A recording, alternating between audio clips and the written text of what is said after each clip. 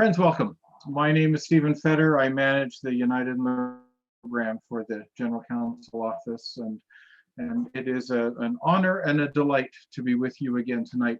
We've got 400 watching at YouTube now. We've got another 48 people here in the Zoom room, and I'm sure that people will continue to gather as we move along, but it's time to begin.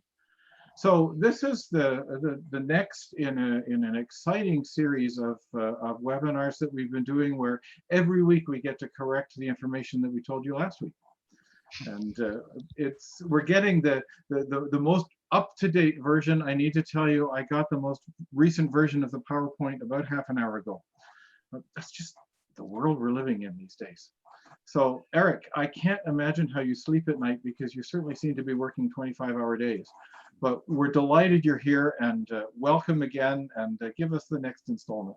Okay, great. Thank you, folks. This is session 4, and as I'm going to say several times, the most current recording these days is going to be the one that has the best information, simply because the government programs continue to evolve and refine, and the last bits I literally added about an hour ago. So just to kick things off, I think I'll start with just a quick land acknowledgement. I'm in downtown Toronto. So I'll just offer the land acknowledgement from the city of Toronto, and maybe you could just give a moment to where you are in the country as well. We acknowledge the land we are meeting on is the traditional territory of many nations, including the Mississaugas of the Credit, the Anishinaabeg, the Chippewa, the Haudenosaunee, and the Wendat peoples, and is now home to many diverse First Nations, Inuit, and Métis peoples. We also acknowledge that Toronto is covered by Treaty 13 with the Mississaugas of the Credit. So joining us tonight, I'm delighted to have a couple of expert folks to help look at the questions and perhaps weigh in periodically. Many of you will know Clyde Harris from the Treasurer webinars. Clyde is I think he told me today he has 14 church clients. He's a very honored bookkeeper in that profession, and is also a life member of Scouts Canada, and just has worn every finance volunteer hat in the church, I think, at some point or another. Also joining us is Beth Symes, and Beth is a remarkable person. She has been awarded the Order of Canada. She's been voted one of the best lawyers in Canada during her career, and she works in the area of labor and employment. But tonight she's here as a volunteer member of the Finance Advisory Committee. That is the finance committee that's accountable to the General Counsel and the General Counsel Executive.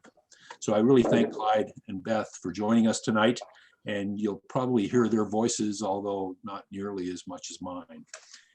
So let's go to the next slide and hit enter twice. Steve, I always start with the creed and how we're called to be the church. And tonight I'm wearing a Newfoundland Labrador shirt, and with that I just want to say that in addition to the words of the creed, I want to say to everyone out there, long may your big jib draw. So we'll move forward to the next slide. This is a repeat. We talk about the balancing act that we're trying to maintain through this remarkable pandemic and crisis in the country. And from a business or church point of view, there's the balancing act of trying to remain solvent and yet also deliver ministry at a time where our communities never needed pastoral care more, and we're trying to keep paid staff and volunteers engaged, and it's tough choices that are going to vary dramatically across the country based on your local circumstance, your local capacity, and frankly, your ability to access the various programs that are out there now. So with that, we'll go to the next slide. So tonight, I've decided to add mea culpas as a standing item because there are changes each week right now. And occasionally I speak too generally about things. So with the latest news we've got, tonight we're going to cover the 10% subsidy, which is basically, that's the absolute firmest thing there is. There's a way to do that, and we're going to take you through it. The 75% wage subsidy program and enhancements were just announced and approved in Parliament this past Saturday, and maybe you saw some of that. I want to flag, we've been talking a fair bit, and frankly, I was thinking that one of the best arrangements for our congregations might be the Canada Emergency Business Account, the interest-free loan. But we got the news Thursday afternoon that our churches are excluded from that program. And I just stress here that past webinars get out of date fast, so check the most current one for, if you're going for facts, and if you're going for entertainment, of course, you can spend hours later on. In any case, one thing very new tonight will be the United Church's own emergency funding program, which was literally approved this afternoon by the executive. So next slide, please. So the mea culpas. This was really disappointing. It felt like a kick in the teeth. We're not done yet. There's a lot of lobbying going on. Most people thought that charities would be able to participate in that program, but that's not the case. Last week, I also talked about the congregation needing to make loan decisions, and I used the word congregation and board too loosely and interchangeably, but per the manual, it is the church board that approves a loan decision. And then we've talked about trying to get everyone signed up for ADP authorizations. There's been a lot of questions around that. We sent another email broadcast out to treasurers this afternoon, and I think there are now something like more than 800 or 900 folks signed up. And I guess the other one I'll mention here is many of you are emailing me personally, and I'm delighted. That's actually one of my favorite things is being in contact with everyone out there. But my turnaround time is slowing down. If you happen to get me at my desk, sometimes it'll be 10 seconds, and sometimes it'll be 10 days, and I'm just doing the best we can right now. Okay, so with that, next slide, please. We use this life preserver analogy, and I've just modified the text here to remind everyone that it is changing as we go. I do think it's starting to firm up now, and the next week or two, I expect we'll get more guidance from the government. Next slide. Just before you go on, Eric, there is a question from Carrie Hill. When you say church board, do you mean the council or the board of trustees? I think you mean the council. It would mean the council, yes. The council instructs the trustee or asks the trustees to take on a loan. The trustees sign typically, but the council owns the decision. Thank you. Okay, so I'm certainly exhorting everyone to apply for the 10% subsidy. And some folks say, well, why should I do that? There's, the 75%, you can only get 75% anyway. And I'm basically stressing that because that's an immediate cash flow relief. You may or may not get the 75 depending on how revenue rules are interpreted and so on. And there will be an offset. So if you get your 10% now and you're eligible for the 75, we'll figure out the arithmetic later. It's the same thing as paying installments tax or something where you make an adjustment based on what's happened before. So here's some hard dates now. We're absolutely firm with ADP doing the processing and you folks not needing to sign anything or do anything other than providing the email direction that you've been asked to do in a couple of different ways. We need to get all the authorizations that we're going to have in by April 20th. Again, we have a lot of them in already, and we'll begin processing against payrolls on dated April 27th onwards. And basically what that means is you'll take the 10%, you'll take the maximum you can take legally each time, and that will show up as a rebate in your bank account 3 to 5 days after the payroll run. So just to restate that, your normal payroll runs, and then there's an adjusting entry which goes right back to your bank account. Then we get into, some nuances. If someone has already been claiming, and there are folks who are, there are some professional payroll administrators out there, in their professional life, and they're very comfortable navigating this stuff. They've already applied, that's fine. If you have, you should keep going. And we're just going to need to manage the situations where we can give an authorization, but you're already handling it. Next slide. So I want to keep repeating this. Everyone should apply for the 10% now. Okay. If you're doing it yourself on ADP, and you're filling in the authorization form and you're doing the calculations, then let us know and we'll put you on an exception list so that we don't do it twice. And even if we do, it's one of those things that we'll fix it going forward. So there's not a huge problem there. We did have in the last couple of webinars some special cases come up where some people have part of your staff on ADP payroll and some separately. And that, what we're saying there is your best ADP obviously can't do the work for something they don't even know about. So do the ADP payroll portion as we've described, authorize us or not. And for the rest, we'll make available the ADP calculator, and folks who want to do it themselves still can do that. Okay.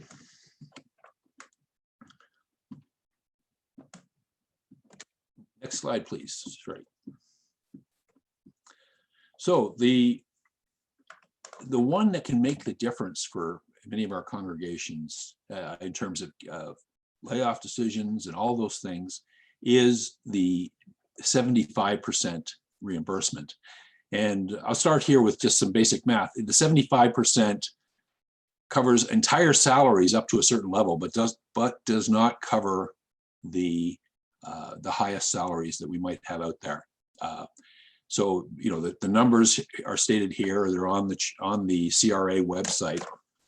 And when the Prime Minister announced this, they made quite a deal of talk, saying that federally you could keep staff on and not pay them 100%. The wording was, please make every effort to top up salaries. Now, to pay lower than that, the position from us here at the National Church, and Beth may want to comment, is it's just not recommended.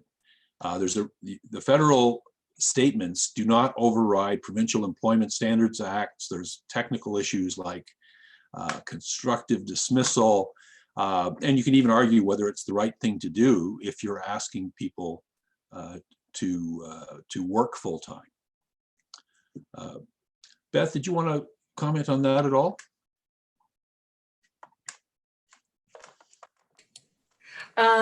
Yes, and so I've got sort of two examples. The first example is if you have a relatively low paid employee, say earning less than $19 an hour, and you ask that person to work for the subsidy, which is 75%, for a number of provinces, that will be less than minimum wage.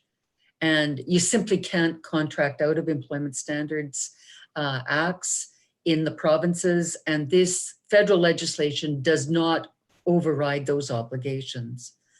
The second thing is that there's a pretty good argument to say, if you were to say to someone, look, we want you back at work, working full time, but we're only going to pay you 75%, that is equivalent to constructive dismissal. And you don't want to get involved in that. The only way around it would be if the employee agreed. And again, you and the employee cannot contract out of employment standards. And finally, I'm just talking about fairness and trying to keep good employees. I think that the right thing to do is to top up, and to top up to 25%. The one piece you probably read is that Air Canada has agreed to participate in the wage subsidy program for its staff. I've checked with Union Council on that, and the answer is that if the employee is not working, then they will be receiving 75%. But if that employee is working, then they're receiving 100%. And I think we should do no less. Thanks. Thank you, Beth. Thank you. And we'll move on to the next slide. We'll talk a little bit more about the benefit side of it a little later. But tonight we are focused very much on what I would call the revenue side. So again, really, I want to stress that the 75%, there's only so much you can do right now. Okay, it says they're too early. It was approved by Parliament on April 11th, on Saturday, the special session. And we talked last week already about the 15% decline in revenue for March. And there's a couple of different ways you can compare it to the prior March, 2019, or the average of January and February in the current year. So there are ways you can find that to be more effective.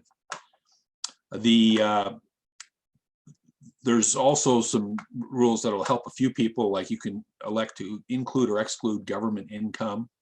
But the squishy part, a big one for us actually, was that we might be able to report certain entities on a consolidated basis, and that would help us on multi-point charges. You might recall that last week I was saying that the payroll, rebates, and subsidies all go to whatever the entity is that administers the payroll. But this might help situations where we have multi-point charges, and we're still, checking that interpretation. But again, the most important thing to do right now is to figure out whether you qualify. And even the definitions of revenue are still to be firmed up. I get 3 or 4 different legal newsletters a day. I get 4 different accounting firms, and they're all flagging the fact that there's squishiness in the interpretation. Next slide. So all you can do right now is run the numbers, okay? And I've got the website here on, where the rules, as far as they're written so far, exist. It's the government announcements. Someday soon, we are going to get the procedures. They're talking about having this up and running in the next little while. They've talked about having payments issued in 3 to 6 weeks. But they can't do that if there isn't something to apply for. So for us, calculate based on what we know so far. I'm pretty sure, for example, that investment income, unless it's cash, won't count. So the drop in your if you have investments, the drop in the market values of your investments, I don't think that'll count. Most revenues that are cash items will, except for things like GST rebates or transfers from your trustees, because although that is cash, that isn't revenue in the accounting sense. So I don't want to dive into too much detail there because we simply don't know, but do try to take all your revenue sources and see what it looks like when you compare March 2020 to either the prior March in 2019 or the January and February of this year. I mentioned here about if you can get your business account set up in the next few months, we should try to do that. But frankly, the charities directorate people are out right now. The office is closed, so it isn't very straightforward. Clyde has done a webinar on how to set yourself up as a representative, which may be another way to tackle that. And Clyde, did you want to say anything about that? That webinar is on United in Learning. I'll just comment. I've had a number of people asking me about it because they couldn't get through the My Business account because they don't know who is already on the chart, and the CRA won't tell them who's there. So what we've done is suggested that they go through My Business, through the My Represent a Client. And at some point when you've got yourself registered and you're going in to get authorization on the charity, they will have a form that you'll print off that will need a signature. When you return that form, do include a letter signed by the chair of your board or council stating that this authorization is approved, and then include the T1235 form, which lists your directors and officers, that goes back with your T3010 form. And by doing that, you've got a better chance at getting approved. And I know a couple of people that have already done that and been approved online for it. So it can work. Right. So check out that webinar. We'll put a link to it on the church site as well. But right now it's up on United in Learning, where we keep all our webinar broadcasts and copies of the slides. So I'm going to say this once. For the 75%, it's going to be trickier for those of you who have staff not on ADP, but that you're doing payroll yourself. Consider putting those staff on ADP. The calculations will be done based on whatever's there, and it will save you some work. And I speak as someone who's owned Congregation for a long time. Left it, had it split, and when I came back and got involved, I just thought that was extra work without it's just more headaches for me, at least. There may be, you obviously have your reasons locally. I'm just going to stop for a second, just on the 10% questions. Yes, it goes back to the eligibility period. Okay, so everyone will get the maximum they're allowed, up to 1,375 per employee. And it will take as long as it takes based on how much income tax is being withheld on your monthly or whatever frequency you use. So yes, it goes back, and I'm just looking at the chat box as we go. The business number is the same as your charitable number.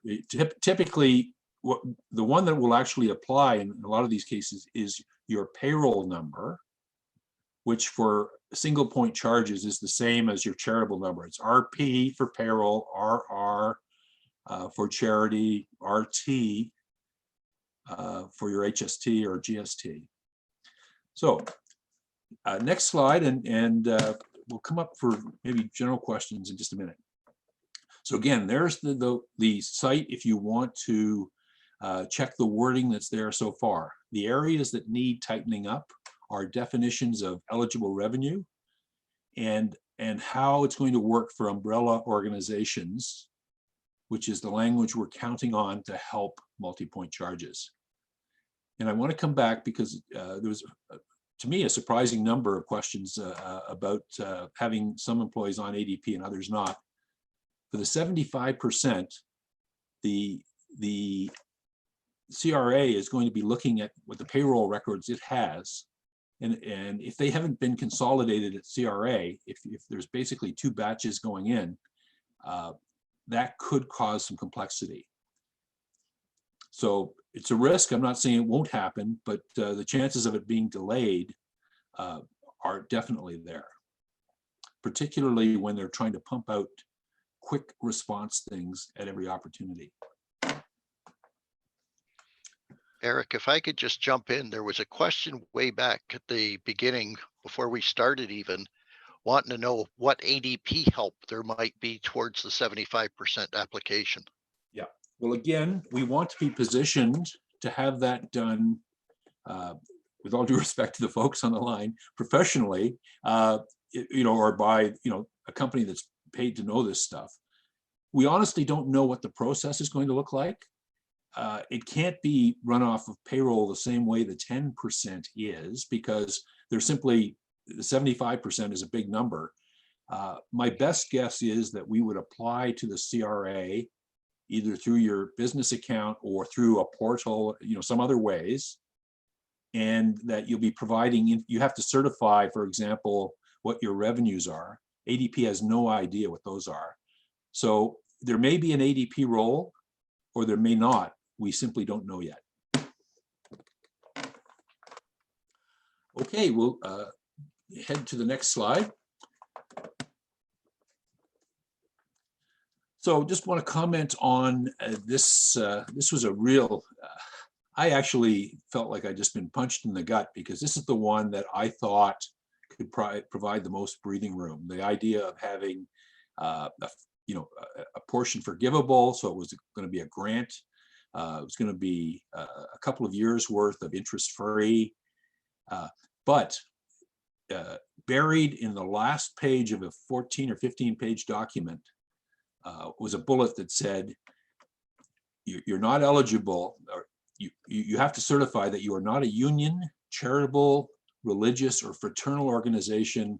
And it goes on to say a registered T2 or T3010 corporation that generates a portion of its sales, blah, blah, blah, blah.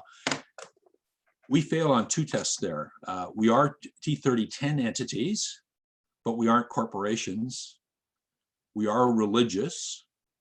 And on top of that, I think they're using a definition of taxable goods and services, which again, churches tend not to generate. Our camps, there is a possibility that our camps and certain outreach ministries might still be eligible if they have sale of goods and services, because those entities are typically incorporated. But this was a huge disappointment to me, and a surprise. We talked to a fair number of folks over the weekend, political leaders and business leaders, and everyone we talked to was surprised, and we'll see what happens. There could be more news on this front.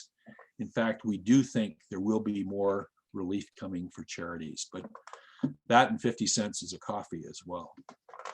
Let me just make sure that I've heard correctly. There were a couple of questions fairly early on, Eric. Sale of goods and services, we sometimes rent daycare space, that kind of thing. You think even so we wouldn't qualify because we're not doing it in a taxable way? Is that what you just said? There is a tech, again, I don't want to over or understate this yet, that we're ineligible based on the words religion and corporation already. Rental income is not considered a taxable good or supply under the Income Tax Act for charities. I have a ruling for that. That's one of the reasons we don't have to charge GST, HST, for example. But let's let this thing shake out. We hope that there's more news coming for charities.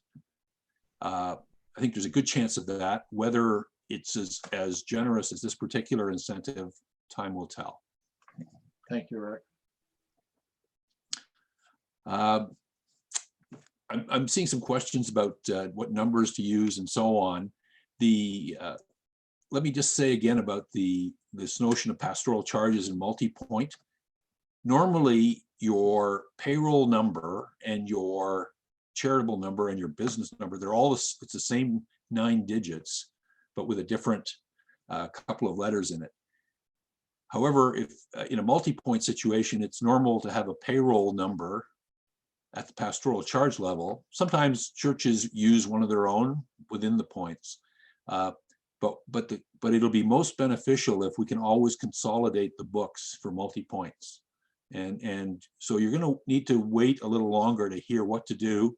And let me just say that all you can do at this point is combine your numbers, your revenue numbers, and see if you're eligible. Okay, next slide, please. So this is a bit of a repeat, and in fact covers what I just said too. our internal pastoral charge structure doesn't make sense to the outside world, particularly because it varies whether the charge holds charitable status, which is a little bit more recognized out there, or whether the individual points do. If the individual points do, it's hard for the charge won't normally even have charitable status, although of course in our world, there are exceptions to that as well. So the programs look to where payroll resides. And, so that might be the pastoral charge, which in those cases isn't applying as a charity, it's applying as a nonprofit because it might not have charitable status. I don't want to get too deep into the weeds. The multi-point folks, we might even do a separate session for them as we get better information. So the key word here is might help. My aggressive interpretation today is that it will, but I had an aggressive interpretation of the business account too. So what I would ask you to do if you're in a multi-point situation is take the financial statements of each point and the charge and consolidate them. So the revenue is typically the revenue of the points, and then there's a salary cost. The contribution to the charge is really isn't revenue because you don't want to count it twice. Next slide, please. So governance, again, these wage subsidy things are local, don't require a region approval. And we've got, we're writing you, and most of you have seen the direction to ADP that we're asking you to consider.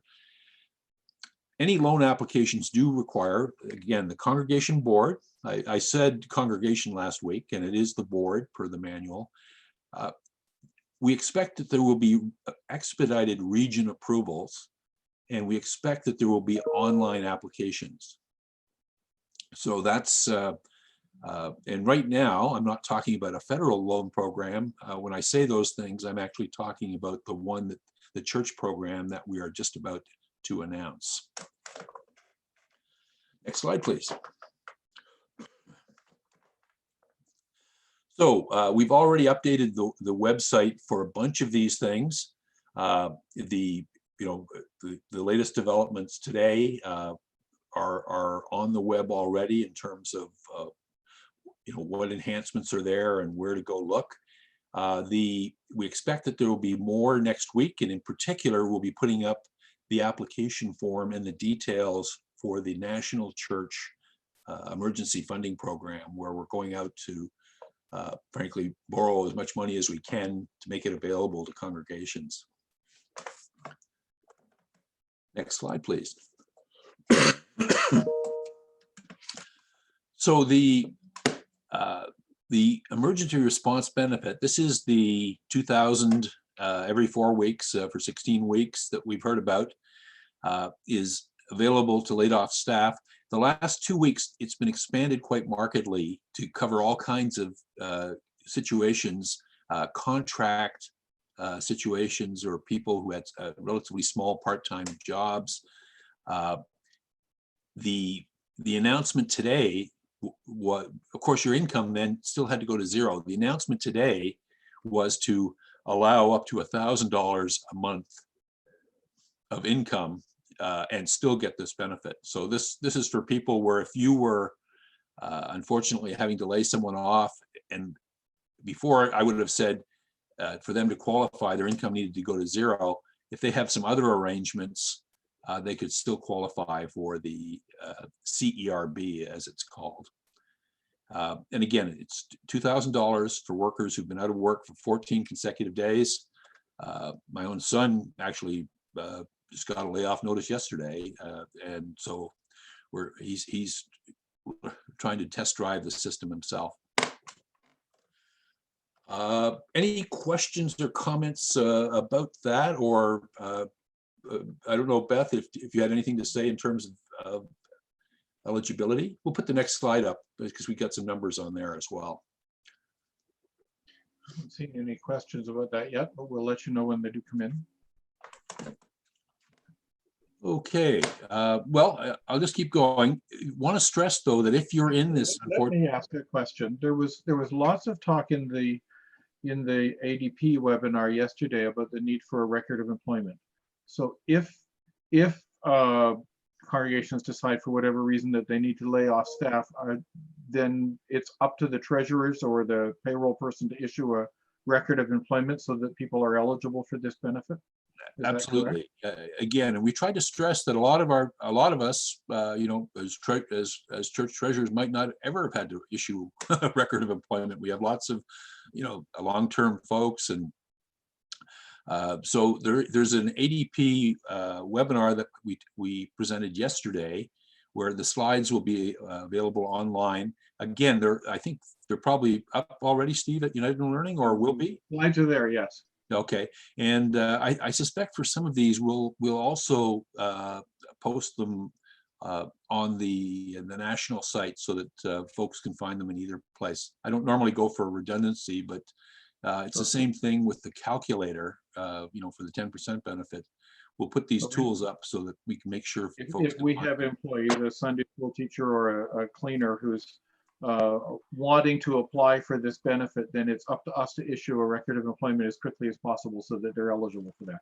That's right. And one of the things that we'll talk about a little bit that was in that webinar is the fact that there's a paper process, which is the normal ADP process. We're on what's called a legacy system there for a variety of reasons, but there's a 3-part paper form that is issued and happens through snail mail, or for those that are comfortable doing so, and I've had many, like literally a few dozen treasurers tell me that this was a painless thing to do, is go to the Service Canada website and basically create your own.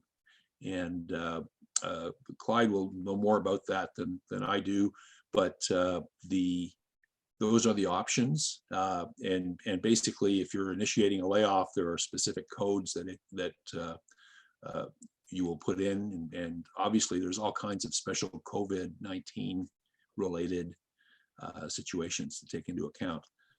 But what I want to say here is be sure to check with your region, because there are templates out there for every province around what the employment standards to be adhered to are. And we do hope that if you're eligible for the 75% subsidy, that we can lead by example as corporate citizens here. If we're going to take that kind of subsidy, we should try to hang in there too in terms of supporting our employees and frankly the country. Now, on the arithmetic, and this number will change. This number was as of about noon today. Many part-time and contract workers are actually better off for if this thing only lasts 12 or 16 weeks, they might even be better off with the benefit. The numbers we were using were $35,000 or about $19 an hour. With the announcement today about being able to keep some income without having it clawed back, there is that threshold will be even lower, I think. And if we have a chance to recalculate it, we will get that information out to people. Want to stress that it's a fundamental principle. Alan Hall and the team have made arrangements that the core benefits will continue for these individuals if they were eligible for the benefit plan, and that excludes long-term disability and restorative care, because obviously those are benefits that can't apply in a situation where someone's not at work. But and there's going to be a mechanism where people can buy back their pension credits. We can't. There isn't a clean way to administer the pension side at this moment, but there will be a buyback arrangement that's made possible. In the meantime, folks should know that the core group benefits, health and dental, would be carried on through this period. Okay, I'm going to just move to the next slide. So we talked about the record of employment. The fastest way to do it is to do it yourself. You can take mail time out of it. You can take all, or you do the existing what I call snail mail process through ADP. The webinar slides are up at United Learning right now, and there'll be probably be an attachment at the bottom of one of our financial pages on the main website by the end of the week, or even earlier, but certainly by the end of the week we should be there. And I just want to keep stressing the legal side of this and the right thing to do side of this. We need to make sure that we're on side with provincial requirements and employment standards. And we do have templates out there with every region for the provinces that they serve. Next slide.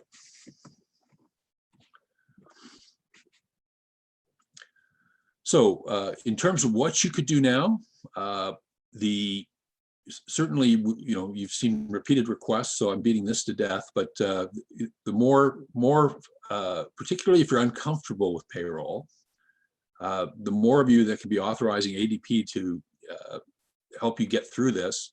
That won't just serve you now. It might help on the 75%, and frankly, it could help as a backup. You know, if ever we bump into situations where the authorized person is incapacitated for some reason, or even troubleshooting and so on. So I recommend this anyway, but in particular to get going with the 10% rebates. What you can do for sure is calculate your revenue decline by all the different methods that we've talked about to see if the 75% is going to work. And you might have some questions around definition of revenue. I've had questions about restricted funds. I've had questions about whether M&S should count because it's flow through. But basically, it's the easiest way for me to describe it is, even if it goes to a restricted fund, if it's cash coming in the normal course, like as a donation, it probably counts. A bequest, we might be able to argue is extraordinary, although I think that might turn out to be a reach. But let's spend some time figuring that out. And as the federal government provides any further direction, we will pass that on, as quickly as we get it. Thanks. You've answered a couple of the questions I was saving for you, but one sort of shirt sleeve calculation somebody's recommending from YouTube for revenue. Then he just took the bank deposits for March 2019 and compared them to the bank deposits for March 2020. Does that sound right? Well, I'm going to let Clyde weigh in a little bit too, but it would depend if you had some things like it's still when you book the revenue. So bank deposits, I don't know if you're doing bookkeeping and keeping stuff by month, then it would be more than the bank deposits. You should also look for things like rental income, any events, and so on. Clyde, any comment on that? Yeah, I would go beyond just looking at the bank statements, because you need to know exactly what rent you've included or what's been included in those bank deposits. As we've said, most things will be cash and you'll have it there, but it may not be all. You may have to include some others that came in after the month or before the month, depending on how your banking went. And I'll just weigh in with a couple of examples that I was asked about today. An HST rebate, for example, lots of us think of that as revenue because it's cash, but it isn't revenue in an accounting sense. It's really, it's money coming back from the expense bucket. And if you've booked it as a payable to begin with, it's not revenue by any measure. And similarly, a restorative care payment is, a repayment of expense. It isn't revenue by itself. So there's all kinds of very case-specific things, and we'll provide as much direction as we can provide. And the most important thing, I think, is to do apples to apples comparisons. So if whatever time periods you're using, as long as you're consistent, you can't exclude a bequest last year and not this year or something to try to improve your numbers. That, you know, we don't want a church to be seen to be doing that, and or even thinking about it. So the most important thing is to document your assumptions. If you are excluding something, maybe make a notation why. That's not what you're going to submit in your filing, but if you're ever audited, you'll be able to show good faith. So the question that is coming in several times in YouTube is the the M&S question that you kind of briefly alluded to.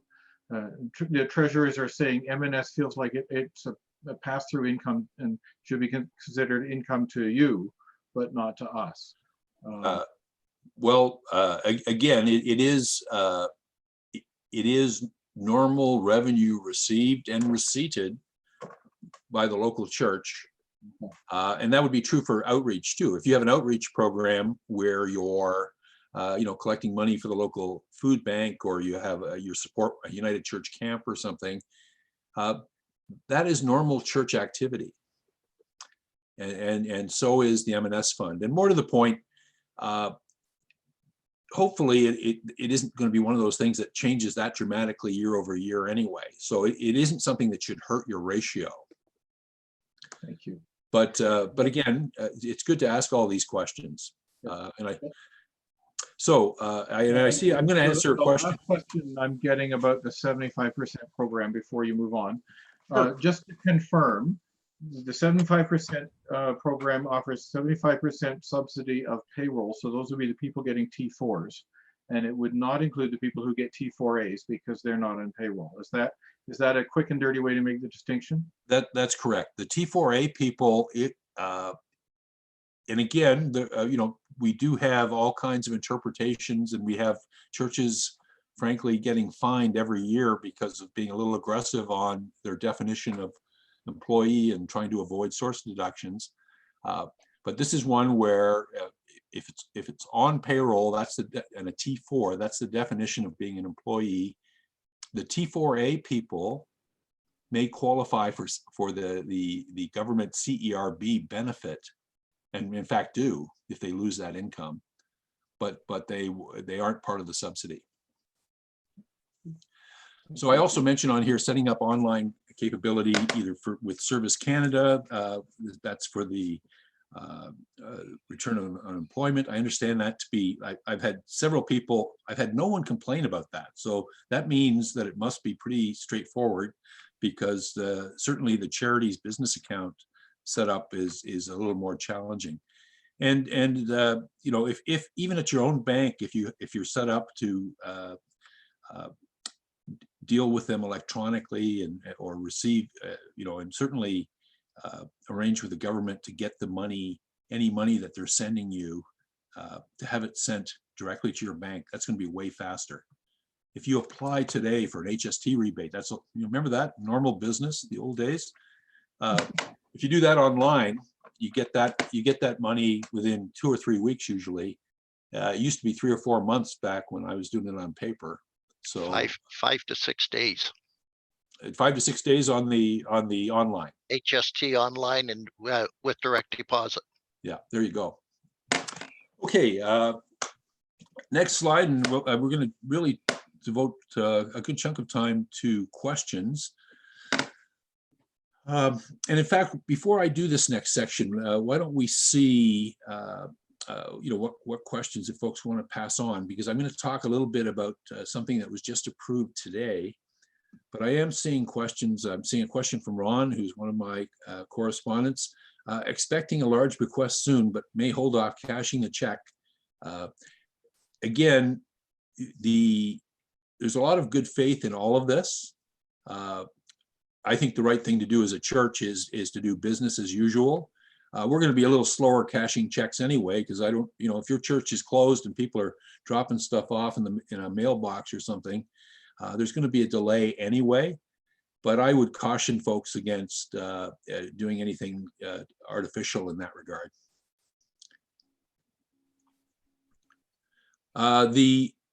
There's a question here from John. One of the new things in the rules that were announced on Saturday for the 75% is that if you qualify in March, you don't have to do an April test. So there's some language in there that basically says, if you qualified the period before, we'll pay you the next time too, or you know, you don't have to meet the prove that you meet the threshold. So if you meet the test in March, you get a free pass on for claiming it in April. You still have to claim it, and then you would have to prove that you meet the test in May. I'm forgetting my months by now. So that's again one of the wrinkles that's in the program. The most important thing though is to know where you stand.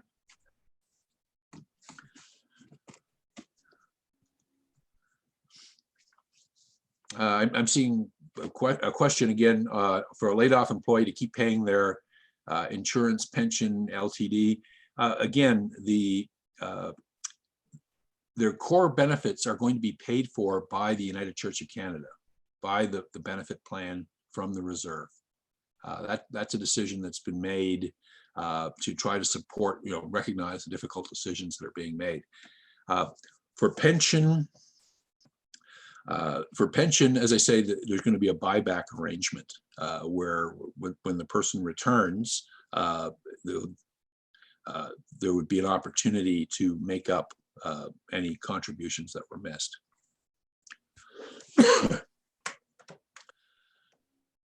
Okay, I'm just waiting interval because this is going to be a bit of a topic change. This is brand new material. So let me ask one question I've been saving then, because it goes way back to the very beginning, and that's about the loan program that we're no longer qualified for.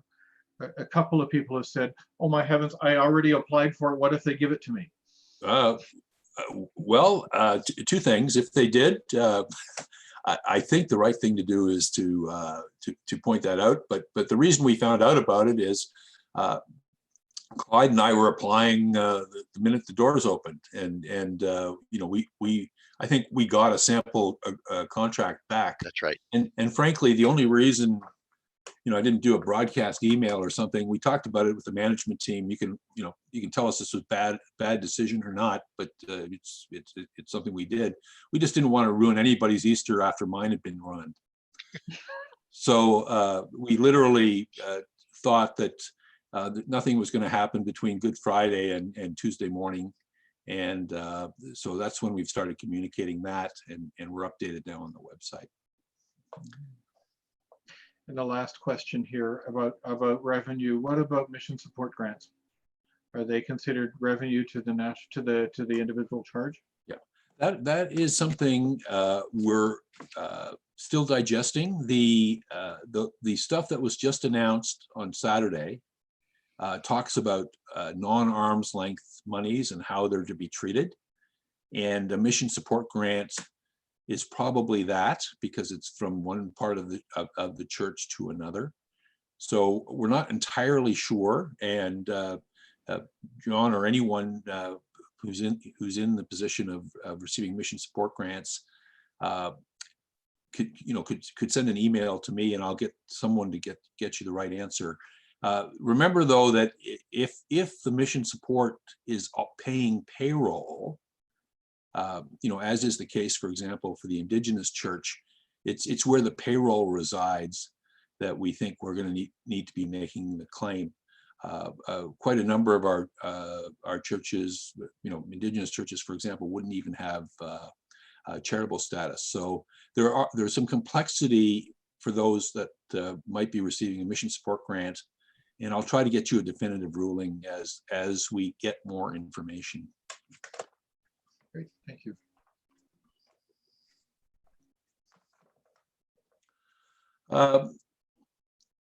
Okay, well, listen, there's certainly time to take on more questions as we go along, but I think there's, yes. I just did see one more question. What about benefits after 3 months? All of this is really, no one's looking more than 3 months ahead right now. We don't know. The programs that were announced and approved in Parliament and the Department of Finance actually has language contemplating it going past the 3 months, I think into September even. That's not to say it's going to happen, but they've got built in some contingency language. We would evaluate what's going on, 1 month from now, 2 months from now, and everybody is making relatively short-term decisions right now. But we're as I hope you can tell, we're trying to do the right thing at every turn. Okay, so I'm going to switch here to the United Church. Now, this is the denomination. This is the foundation, the United Church Foundation, making the biggest grant in its history to fund lending to congregations to help them get through this. So far, we've been thinking of this as being the backup plan after congregations have availed themselves of the current programs that exist. Every region is seeing what they can do locally. Some regions have more capacity than others. But again, this is how quickly things have happened. On the 26th of March, what's that, 3 weeks ago, the council authorized me to go get loans on behalf of the national church and establish an emergency loan program. Just 1 o'clock this afternoon, they approved the program that has been put together working with the regional executive ministers and the staff teams across the country. We're looking at $10,000 loans, interest-free for a significant period of time, with a grant feature if the loan's paid off in time. We've created an online application where you fill it in, and if you hit enter, and it immediately goes to the region and the right person at the region who's going to approve it. So you don't have to think about who's going to or how that approval is going to be obtained.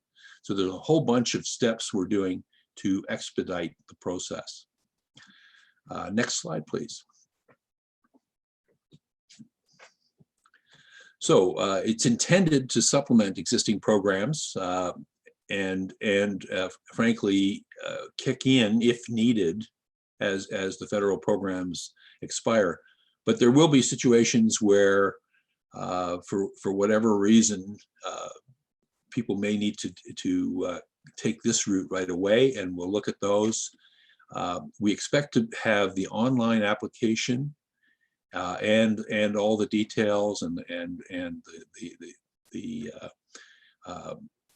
program criteria and all of that will be online. Could be as early as the end of the week, but certainly early next week. And the eligibility for this is it's a conversation potentially with the region, but I expect that there will be very expedited review process. We're not talking about forming a committee or waiting for a committee meeting or any of those kinds of things. The whole idea is to be able to respond very, very quickly.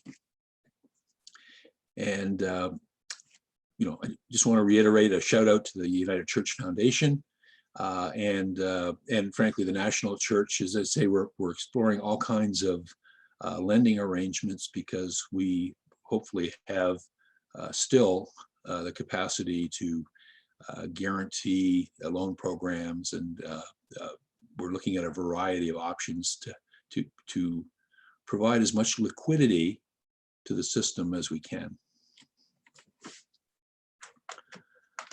Okay, next slide. I think we're getting towards the end.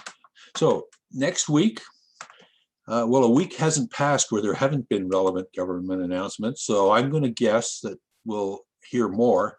In particular, I'm expecting we're going to hear more about the 75%. Like at some point real soon, there's going to be an application process. They're going to tell us what it is. They're going to tell us what they need. They're going to tell us where to send it. And we'll come back, we'll digest that and come back to you and see if we can make it fit our system. And when I say that, I mean, pastoral charges and all and multi-point and all of that. Even though I've been hyping going online at every opportunity, not everyone is online. So there will be mechanisms to do this by paper or internet portal or something. But when I hype the online services, it's because they're fast. Okay, it's because it's like Clyde said, if you're getting it within 5 or 6 days. I don't know if any of you have filed your income tax, but if you file online in the computer, you usually get a confirmation within 3 or 4 days, and if it's a refund, it's in your bank account.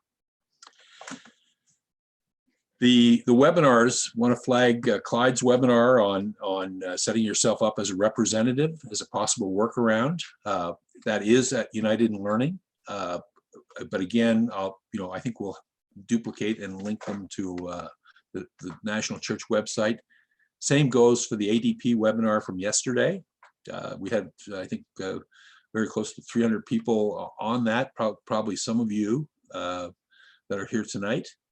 But that focuses on how they explained how ADP and National would do it on your behalf for the 10%, but they also explained how you could do it yourself if that's what you're going to choose to do. And they took us through the different ways to get a record of employment. And I'm pleased to say that this series is so popular that I've been renewed for at least 2 more weeks. Same compensation deal as I had before.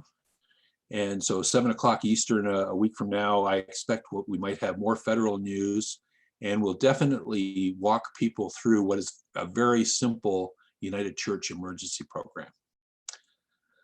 So the next slide is I think the usual contact information, I'm guessing here. Yes, it is.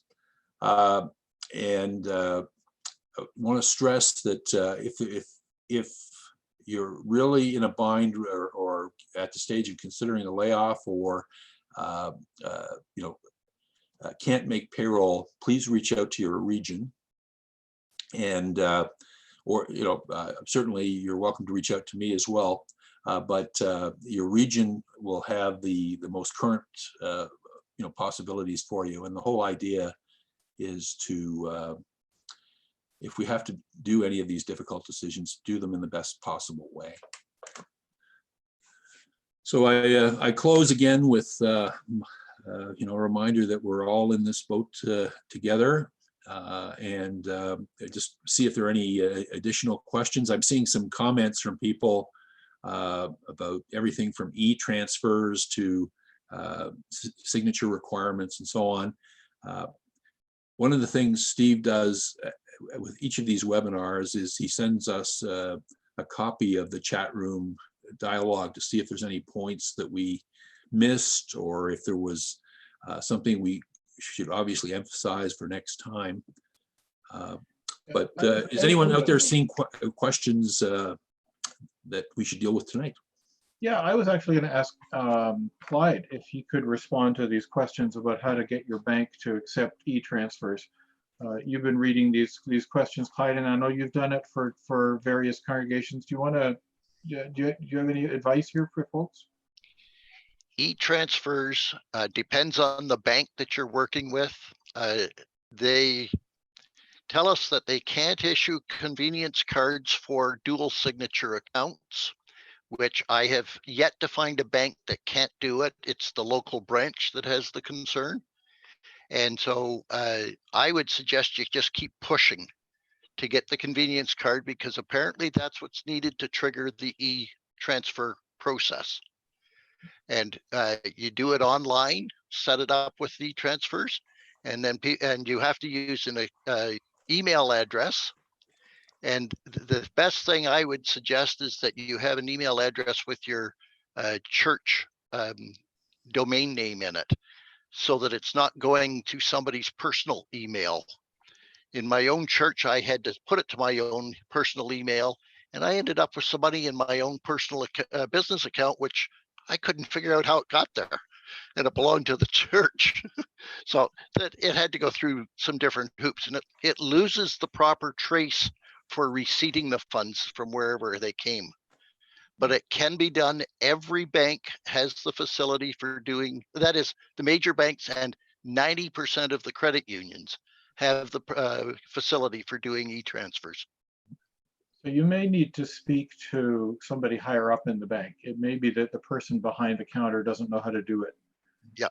I was in a meeting with a lawyer about a bequest situation, and he was saying that people behind the counter very seldom know some of these complicated questions. So make an appointment to see the manager. Yeah. And, Yeah. and I would, this is heresy coming from the CFO, but I would even explore whether you want or whether you can have a suitable workaround for your two signature requirement, because you can have the approval of expenses be with two signatures, for example, so that one person can be doing electronic banking. And our insurance company accepts this routinely. The idea that,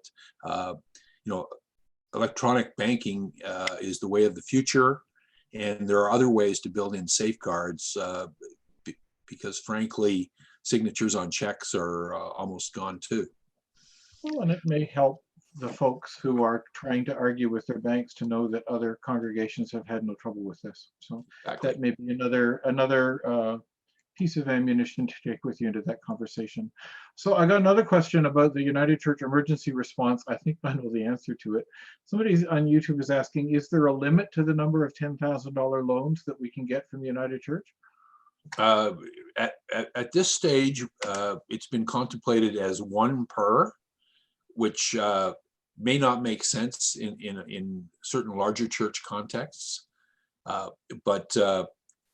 So yes, there is a limit. We're putting this out there to get started. We'll undoubtedly refine it over time to meet needs and working with the regions. Okay, thanks. And then coming back to the questions, we've been getting a lot about the 10% program and giving general counsel permission to speak on behalf of individual congregations. And yet again, we're hearing somebody said, I sent in the authorization and now I hear that there's new wording. Am I in trouble? Should I do this again? Can you sort of back up and tell us one more time, because we've got a slightly different audience again. Sure. Well, it's a moving target. I'm pretty sure I heard ADP say that even though their lawyers kept updating the document, which lawyers tend to do, no offense, Beth, I heard ADP say yesterday that if they have the authorization from the right person, the ADP authorized person is saying add a name. It's the same thing whether you're adding a name locally or, in this case, our expert at the General Counsel office. It just needs to be the right party doing that. Good. Thank you.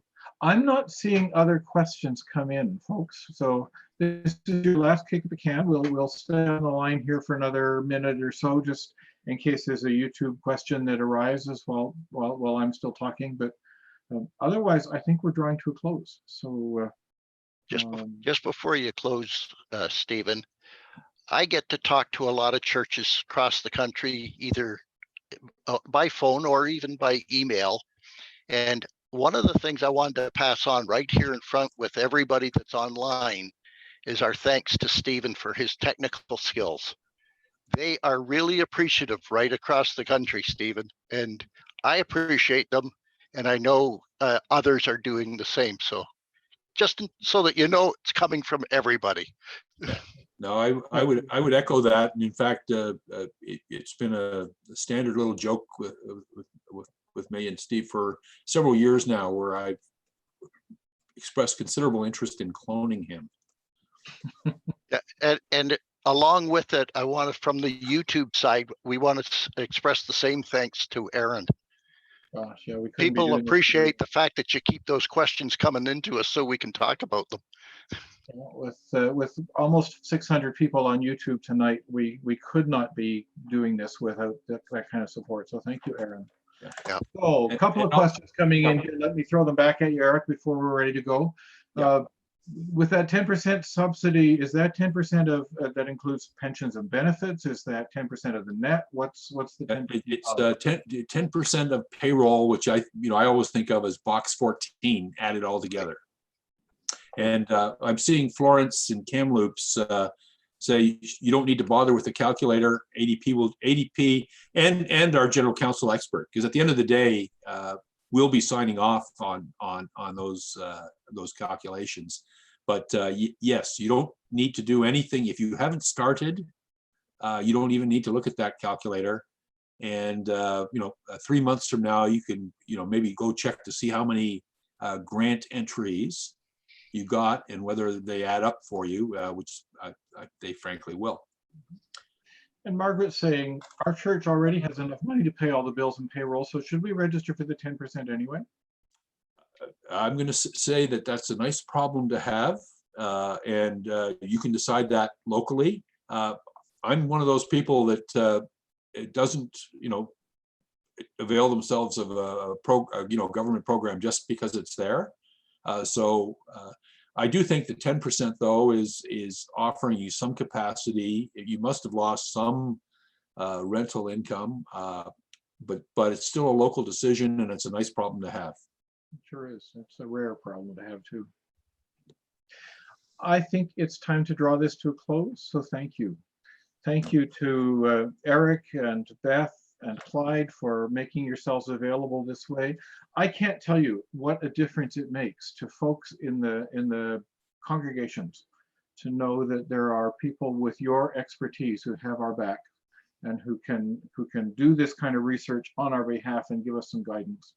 And I know you've been uncomfortable that you told us things last week that have changed. We get that.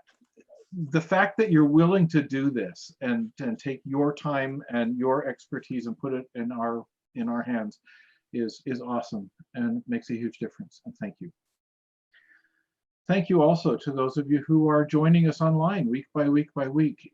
The work of managing congregational finances is often thankless. You don't tend to be the most loved person on your church board. And yet what a tremendously important job you have. You manage the resources that allow all of us to do the mission that we're called to do. So the work you do is vital, and the fact that you do it with care and that you'll give up time on a Wednesday night, week after week after week to make sure you're doing it right, that's important stewardship of your time and the resources that you manage. Thank you for that. Okay, thanks everybody. We'll see you next week.